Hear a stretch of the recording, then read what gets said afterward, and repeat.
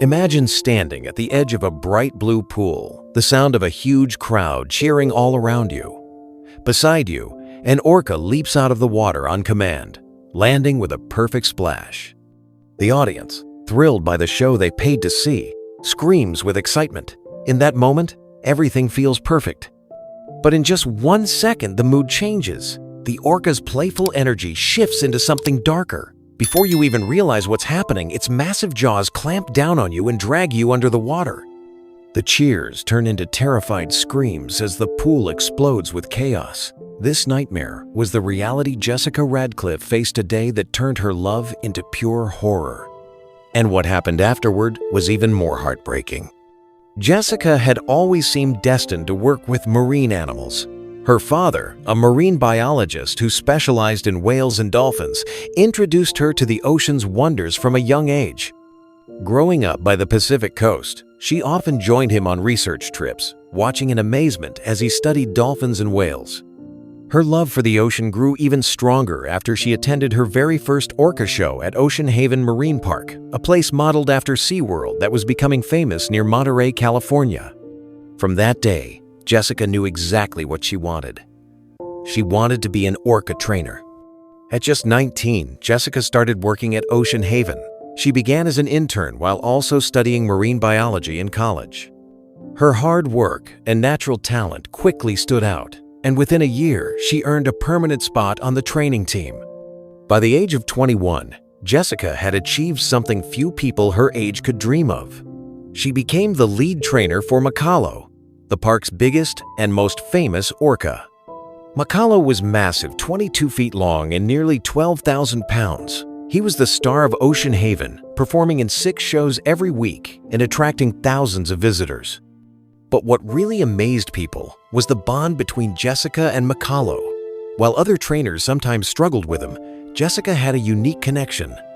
Somehow, she always managed to bring out his best side. But soon, troubling signs began to show. Makalo started acting strangely. He grew more aggressive during feeding times, sometimes refusing to follow commands, and even slammed his tail hard against the tank walls. One time, he even lunged at a trainer during feeding, forcing them to jump back quickly to avoid being hit. Yet, whenever Jessica was around, Makalo stayed calm and obedient. He followed her commands perfectly, almost as if only she could handle him. Because of this, the park management decided Jessica should lead every show with Makalo, even though some of the other staff warned it might not be safe. The big day came for a headline show, and Ocean Haven was packed with visitors. Families crowded the stands, kids holding cotton candy and bouncing with excitement, waiting for the performance to begin. The energy in the arena was electric. Then, the announcer's voice boomed through the speakers, proudly introducing Jessica and Makalo. The crowd roared with applause. Jessica stepped onto the platform with confidence that made her look far older than her years. She flashed a bright smile at the audience, then gave the signal for Makalo to start. Everything began perfectly. Makalo performed each routine without a single mistake. His massive dorsal fin sliced through the water as he moved with grace, obeying Jessica's every command. The crowd erupted when Makalo leapt out of the pool in a huge breach, his giant body flying through the air before crashing down with a thunderous splash that drenched the people sitting in the front rows. Children screamed with joy as the water sprayed over them, while parents clapped and cheered, completely amazed by the connection between Jessica and the orca. For the finale, Jessica entered the tank for their famous synchronized swim act, a routine that always left audiences in awe. She dove into the water gracefully, and Makalo circled her, appearing playful at first. But then, without any warning, Makalo suddenly lunged. His massive jaws clamped down on Jessica's upper body. The force was brutal and immediate, knocking the breath out of her. Gasps and screams filled the arena as Makalo thrashed her violently in the water. Trainers on the platform panicked and rushed into action right away. The emergency alarms went off instantly, and trainers scrambled to distract Makalo. They threw buoys, ropes, and even fish into the water, trying anything to pull his attention away from Jessica. 2 trainers got ready to jump in with long poles to rescue her, but Makalo's violent thrashing made it far too dangerous to get close. Jessica was trapped underwater for more than a minute as Makalo twisted and shook her with unbelievable strength. She had no chance to escape. His crushing jaws caused devastating injuries, broken ribs, a punctured lung, and massive damage to her chest. Blood filled the pool until finally Makalo let go, and Jessica's lifeless body floated to the surface. Rescue divers rushed in and pulled her out within seconds, but it was already too late. The damage was beyond repair. Efforts to revive her on the pool deck failed, and Jessica was declared dead right there. Doctors later confirmed her injuries included severe blunt force trauma and drowning. Meanwhile, chaos erupted in the stands. Staff worked frantically to evacuate the audience as terrified screams echoed through the arena. Parents covered their children's eyes, trying to shield them from the horrific scene. Many kids, still clutching their souvenirs, were visibly traumatized. Some families bolted for the exits, while others froze in shock, unable to process the tragedy unfolding before them. The disaster sent shockwaves through Ocean Haven and the entire marine park industry. Jessica wasn't just any trainer, she was known as one of the most talented and compassionate, with a rare bond with Makalo. Her death left everyone asking painful questions. How could this happen to the person who seemed to understand Makalo best? Was it just Makalo's natural instincts? Or had there been warning signs that the park ignored? Colleagues and visitors mourned Jessica deeply, remembering her as a dedicated trainer who lived for her love of marine animals. Her family later held a quiet memorial service by the ocean, honoring her passion, bravery, and devotion even to the orca that took her life. But grief soon turned into outrage. Could Ocean Haven have done more to prevent this? Should Makalo's strange behavior have been treated more seriously? And the biggest question of all, should orcas even be kept in captivity? After the tragedy, Ocean Haven shut its doors for good. Makalo was moved to a new marine sanctuary off the coast of Washington State, where he could live in an enclosed stretch of ocean with little human contact. It wasn't the wide-open sea, but it gave him a more natural life, away from the constant pressure of performing. Jessica's tragic death opened many eyes to the dangers of working with killer whales. But the next chilling question soon surfaced. What if the victim wasn't a trainer at all? At SeaWorld Orlando, another shocking and puzzling incident would soon unfold, this time involving a visitor. At the center of this story was Tilikum, a giant orca with a dark and haunting past. An encounter with him would soon turn deadly in one of the most shocking orca tragedies ever recorded. Viewer discretion is advised. What happened is one of the strangest and most chilling orca encounters you'll ever hear. It was a quiet July night at SeaWorld in Orlando, Florida. Earlier that day, the park had been alive with families, laughter, and excitement, but now it was silent, resting under the dim glow of the moon. The only sounds were the soft ripples in the tanks where the park's star animals slept. In the largest tank swam Tilikum, a massive orca weighing nearly 12,000 pounds and stretching over 22 feet long. His striking black and white markings made him both mesmerizing and intimidating. Just his presence alone radiated raw, wild power. But the calm of that night was about to be broken by the arrival of an unexpected intruder. That intruder was Daniel Dukes, a 27-year-old drifter with a complicated life. He had a troubled history with drug use and petty crimes like theft, trespassing, and possession. To some, Daniel was a kind man who loved nature, fed the homeless, and cared for animals. To others, he was unstable, often battling deep personal struggles. He was known for his strange, unpredictable behavior.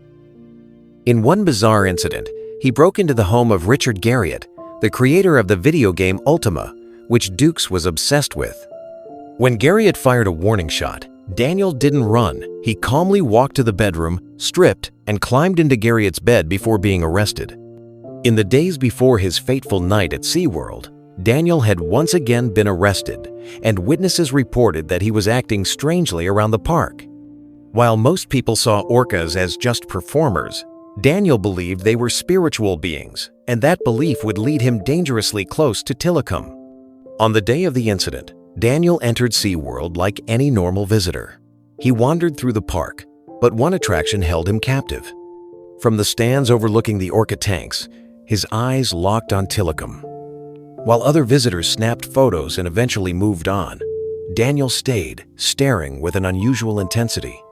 As the day turned to evening and crowds thinned out, Daniel's focus on Tilikum grew stronger.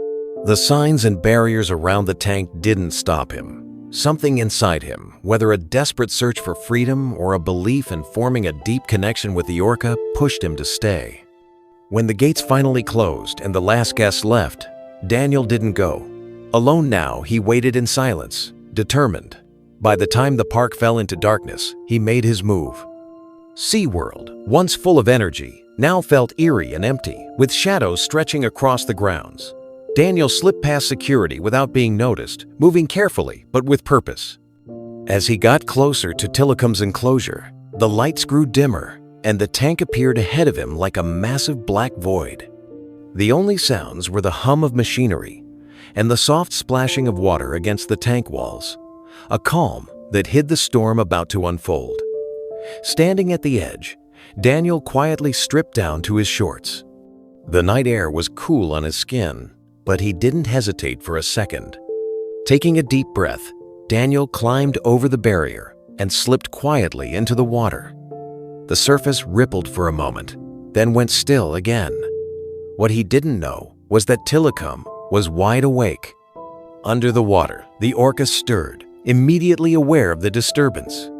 Years in captivity may have dulled parts of Tilikum's wildness, but his instincts were still sharp. His massive body glided smoothly through the pool, dark eyes locked on the figure above. At first, Daniel floated calmly, moving slowly as he adjusted to the cool water. From inside, the tank felt much larger than it looked from the outside, stretching into a deep, unsettling darkness. But as he drifted, a massive shadow began to rise beneath him.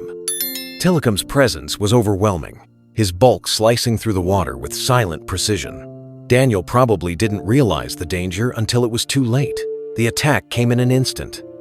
Like a speeding freight train, Tilikum surged upward and slammed into him with crushing force. The impact shattered Daniel's ribs, leaving him stunned and helpless. Against 12,000 pounds of raw muscle and instinct, survival was impossible. The pool exploded into chaos as Tilikum clamped his jaws around Daniel in a shocking place, his scrotum. With a brutal grip, the Orca dragged him down into the depths of the tank. The water churned violently as Tilikum thrashed, a terrifying mix of instinct and aggression on full display. Then, just as suddenly, the pool grew quiet again. Daniel's body floated lifeless on the surface, while Tilikum circled below, nudging him as though trying to understand what had just happened. By morning, the horrifying truth was discovered. Trainers arriving to prepare for the day found Daniel's battered body floating in the tank. His injuries were severe and unmistakable. There was no doubt he had died a violent death.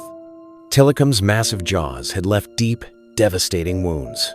News of the attack spread quickly, shocking the public. People immediately began asking how Daniel had slipped past security and why he had gone into the tank at all. Investigators pieced together his story, uncovering a mix of restlessness, troubled curiosity, and reckless impulses that had led him there. But Tilikum's involvement reignited an even bigger debate. This wasn't the first death linked to the Orca. Tilikum already had a troubling history of dangerous incidents, fueling arguments that captivity itself had driven him to aggression. Critics said years of confinement had turned this majestic predator into a ticking time bomb. For SeaWorld, the tragedy became a massive public relations disaster. Animal rights groups and activists quickly called out the park, pointing to Tilikum's violent past as proof that keeping orcas in tanks was both dangerous and cruel. But even with all the outrage, one question lingered. What exactly had driven Daniel Dukes to such a reckless act? As the water in Tilikum's tank settled back into silence, the grim reality became clear. The true tragedy of captivity doesn't begin with an attack. It begins the moment these incredible animals are taken from the ocean and forced into a life of performing far away from their natural world. The damage is often hidden, but it can be devastating. This truth had already been revealed years earlier, long before Tilikum. The story of Danu was one of the first to expose the heartbreaking cost of captivity, forcing people to question humanity's treatment of wild creatures. It all began in 1965, off the coast of British Columbia, near a small town called Danu. A young orca, trapped in a massive salmon net, was pulled from the open ocean and thrust into a world he never belonged to. They named him Danu, and his story would soon become one of the most controversial chapters in the history of orca captivity. Danu had once belonged to the C1 pod, part of the northern resident orca community that had thrived for centuries in the Pacific Northwest. But fate took a cruel turn. A fisherman named William Lacobe discovered Danu and later sold him to Ted Griffin, the owner of the Seattle Marine Aquarium. To Griffin, this wasn't just an orca, it was an opportunity. He saw the chance to turn Danu into the star of giant shows, to draw crowds, sell tickets, and make money. And just like that, Danu's tragic journey from the wild ocean to a life of captivity began. What happened next was both fascinating and heartbreaking. When Danu arrived in Seattle, he instantly became the biggest attraction at Griffin's aquarium. For the very first time, people could see a live orca face to face. Everyone was amazed by his size, his playful ways, and especially the close bond he shared with Griffin. It made people see killer whales differently, no longer just as scary monsters from the ocean, but as gentle giants. Danu quickly became loved and admired, a symbol of wonder. But behind all the excitement, there was a heavy price Danu had to pay. As his fame grew, so did the pressure. Danu was now trapped inside a small pen at Seattle's Pier 56, far from the open waters he once ruled. Every day, he had to perform routines that were unnatural for him. He was fed about 400 pounds of salmon daily, but captivity slowly wore him down. This once powerful whale, who used to roam free in the ocean, was now reduced to a showpiece for crowds. Still, his friendship with Griffin was something special. The way they connected almost felt magical, like they could understand each other without words. That bond touched the hearts of millions. But the truth about Danu's life in captivity was far darker than anyone realized. In 1966, right before the release of the movie Danu, My Best Friend, the orca died. The film, which came out later that same year, told a beautiful and touching story of a man and his whale. The movie followed Hank Donner, a marine biologist who discovered a wounded orca stranded on the Pacific Northwest shore. He named him Danu and worked to protect him from fishermen who believed the whale was a danger to their way of life. In the story, Hank swam with Danu to show everyone that the orca wasn't violent, but peaceful. Over time, he won the trust of both the whale and the townspeople. That film changed how the world saw killer whales. Instead of terrifying sea monsters, they began to be seen as majestic creatures worth protecting. But in real life, things were much sadder. After Danu's death, an autopsy revealed he had been suffering from many illnesses: bacterial infections, skin rashes, and even a stomach infection likely caused by polluted sewage in Elliott Bay, where he had been kept. Danu's death was heartbreaking, not just because of his suffering, but because it exposed the hidden cost of human fascination with orcas. The movie showed a touching bond between Danu and people, even portraying him as a playful whale who happily swam with kids and protected humans from danger. But the truth was very different. Danu's life was nothing like the fantasy on screen. He was trapped in a small pen, cut off from his family, and forced to perform for crowds. What should have been a celebration of his life through the film ended up being overshadowed by the pain of his death. The public's reaction was huge. Thousands of people mourned Danu the whale who had stolen their hearts. But his death also sparked a bigger conversation. Was human entertainment really worth the suffering of these incredible animals? Ted Griffin, who once saw Danu as a friend, now had to face the consequences of his choices. Yes, he introduced the world to orcas as intelligent and emotional creatures, but he also took part in exploiting them. Later in life, Griffin would push for releasing captive whales, but the damage was already done. Danu's story became a tough reminder that humans had underestimated the true needs and complexity of orcas. Today, His name isn't just remembered as a movie title, but as a symbol of change he helped inspire. The movie told a fairy tale story of friendship, but Danu's real life was far more complicated. His death made one thing clear: entertainment should never come at the cost of an animal's well-being.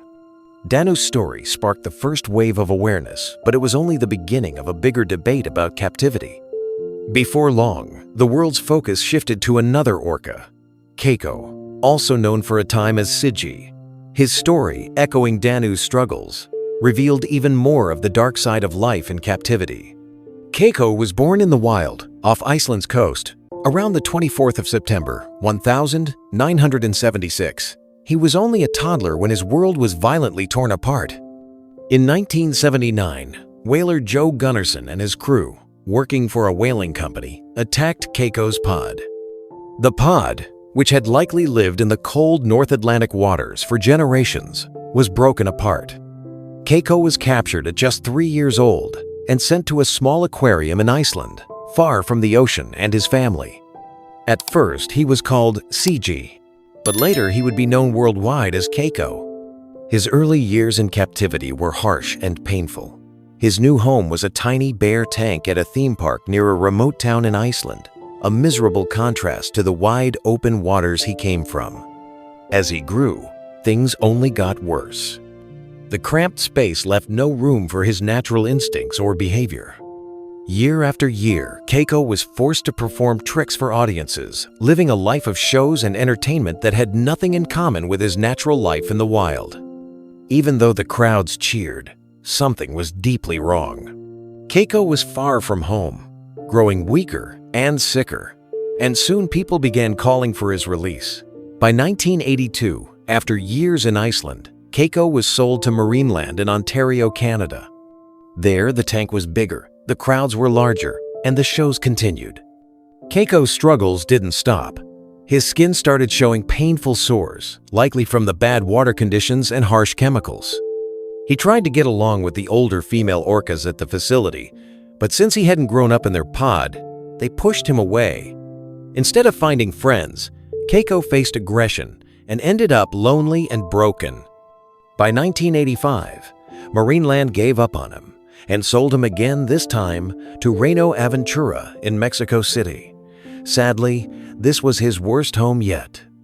At just 10 feet long, Keiko was put in a dolphin tank, which was way too small. As he grew to 21 feet, his massive body barely fit inside. The tank was only 65 feet across and 22 feet deep, far from enough space for an orca. The water was too warm, and it was filled with chlorine that burned his skin. To cut costs, the park used salt water instead of real seawater, which only made things worse. Despite his failing health, Keiko was forced to perform up to 5 shows a day. To the park, he wasn't a living creature, he was just a money-making attraction. But even in these awful conditions, Keiko stayed gentle. His spirit was cracked, but not completely broken. Then in 1993, everything changed.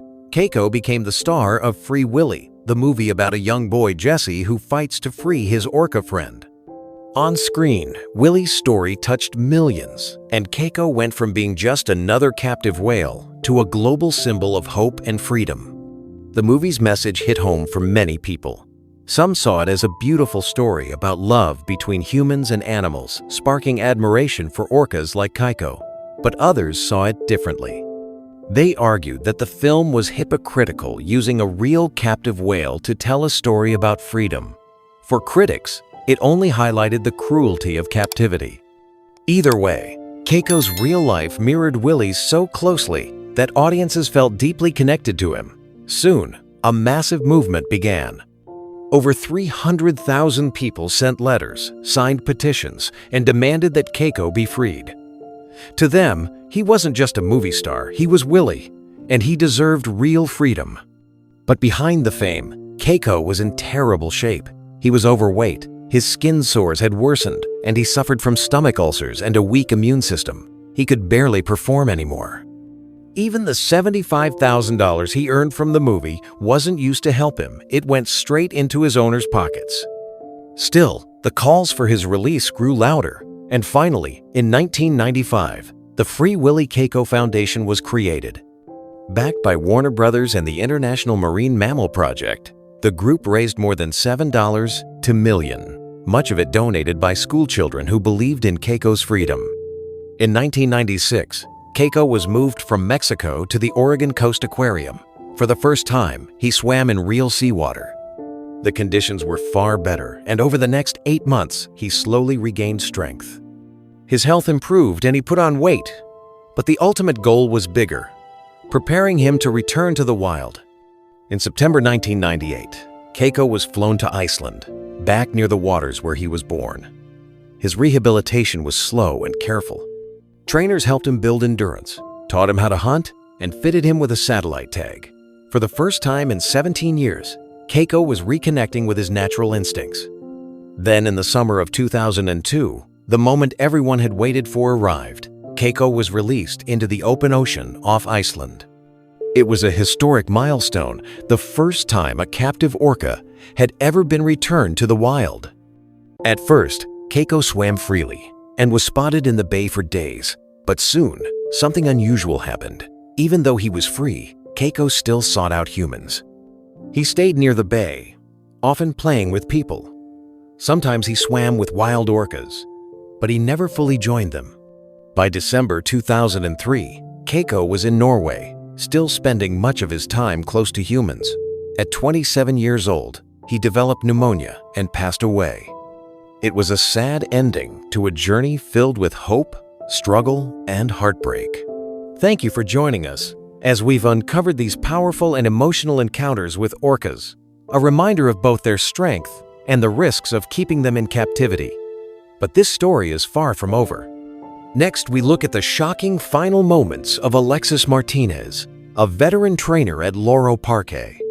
What started as a routine session turned into a nightmare when the orca he trusted suddenly attacked in front of a live audience. What really led to this tragedy? Click through to find out. If you love true stories like this, make sure you hit that subscribe button and turn on the bell so you never miss one. Don't forget to like this video, share it with friends, and let me know your thoughts in the comments below. I'd love to hear from you.